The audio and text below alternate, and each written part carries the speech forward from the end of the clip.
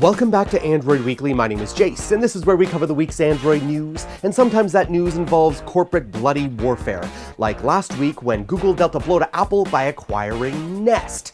Nest is the thermostat company, and of course, Nest was led by former Apple employees who have now jumped ship to Google, further dealing a blow to Apple in the home automation market.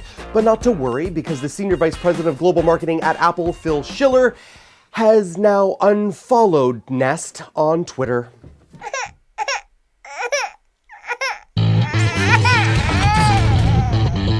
Moving on to wearables, and those Google glasses are so 2013. No, now we're moving on to Google Smart Contact Lenses. Holy crap! Google claims their smart lenses are a painless, non-invasive, and accurate way for people suffering from diabetes to keep their blood sugar level under control.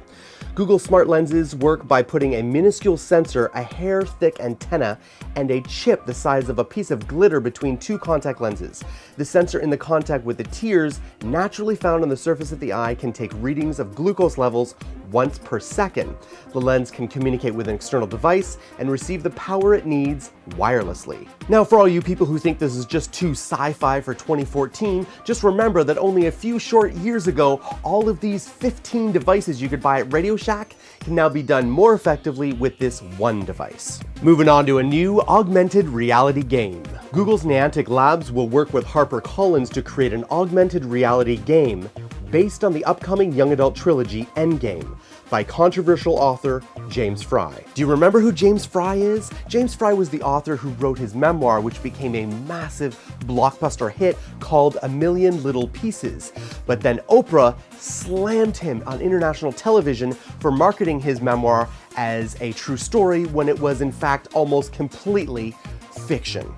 That's James Freys. Of course, this is the holy grail for media producers in the digital age. They want to extend the story's capacity to make money, right? I mean, 40 years ago, it was, create a great book. And then it was create a series of books. And then it was create a series of books with a multi-movie deal. And now, of course, we want the augmented reality attached to it, because that is a process that can be scaled. You can maintain that much easier than writing a whole new book or producing a whole new movie, and there are endless possibilities for it. Just imagine for a moment if we had an augmented reality game for Game of Thrones, for example. We could have a game that teaches wives how to properly treat their geek husbands. Pull him to you close, look in his eyes, look at his lips as you bite yours, and then lean over and whisper, "A Lannister always pays his debts," and stab him in the gut while his mother watches. Oh, geeks love that stuff. But what I find really fascinating here is that although James Freys may be a liar, he is a fantastic storyteller. And that's what augmented reality needs. Not just the technology, but a great, compelling, engrossing story. And I think James Freys can deliver. I'm looking forward to it. What new phone has been added to the Google Play Store? That's right, it's the Moto G. And many of you have asked me about my favorite entry-level phone under 200 bucks.